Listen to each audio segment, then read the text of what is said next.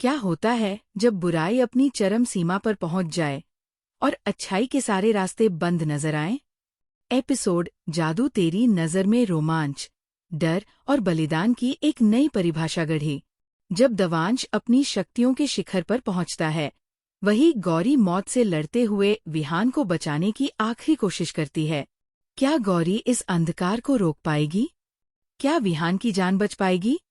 और मिताली का असली बदला किसके खिलाफ है? वीडियो शुरू करने से पहले कृपया हमारे चैनल को लाइक और सब्सक्राइब करें और लेटेस्ट अपडेट्स कभी मिस न करें। इसके लिए बेल आइकन दबाना न भूलें। अब चलिए वीडियो शुरू करते हैं। दावंश की शक्ति का उदय, गौरी की संघर्षपूर्ण कोशिश, क्या वह विहान को अंधकार से बचा पाएगी? मिताली चुपके से विहान को मारने आती है, लेकिन ऐन वक्त पर हर्ष वहां पहुंच जाता है। पर हैरानी की बात यह होती है कि कमरे में कोई नहीं होता। तभी विहान को होश आता है और वो हर्ष को बताता है कि वह ठीक है। हर्ष उसे चेतावनी देता है कि डायन ने उसे मारने के लिए किसी को भेजा है और फौरन विहान को वहां से सुरक्षित बाहर निकाल लेता है। इसी बीच गौरी और अर्जुन प्रथम वृक्ष की ओर दौड़ रहे होते हैं। उधर दावंश केसर को बहकाता है, उसे प्रेम का प्रस्ताव देता है और कहता है कि इंसान स्वार्थी होते हैं। वो चाहता है कि वे दोनों उस पवित्र वृक्ष के नीचे विवाह करें। जैसे ही विवाह की रीतियां शुरू होती हैं, दावंश उस वृक्ष से शक्ति खींचने लगता है और उसी समय विहान की हालत बिगड़ने लगती है।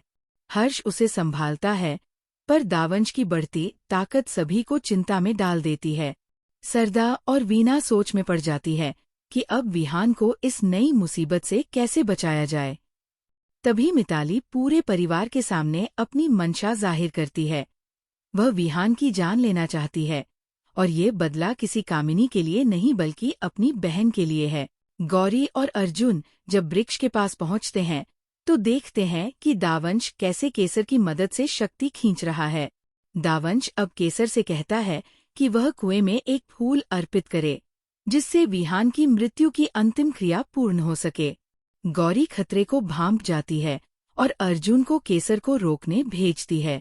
उधर मिताली अपनी असली मंशा बताती है कि वह अपनी चचेरी बहन का बदला ले रही है।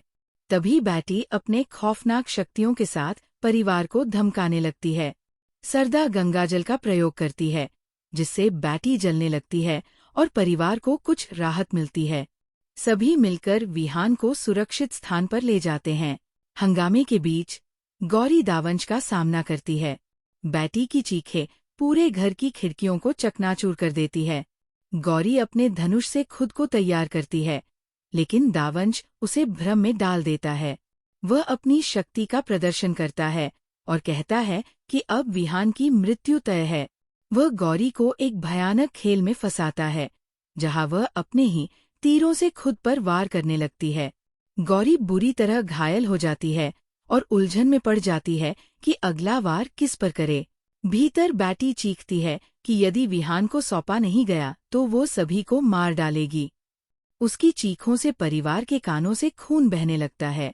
सरदा हर्ष को पुस्तकालय भेजती है ताकि कोई समाधान खोजा जा सके। एपिसोड के अंत में जब गौरी अंतिम वार करने की तैयारी करती है, वह गंभीर रूप से घायल हो जाती है। दावंश ये सब देखकर मुस्कुराता है। उसका चेहरा गर्व और क्रूरता से चमक रहा होता है और गौरी अब भी ये तय नहीं कर पा रही होती कि अगला निशाना कौन होना चाहिए। क्या गौरी समय रहते विहान को बचा पाएगी या दावंश की शक्ति बन जाएगी सबकी तबाही का कारण? जानने के लिए देखते रहिए जादू तेरी नजर।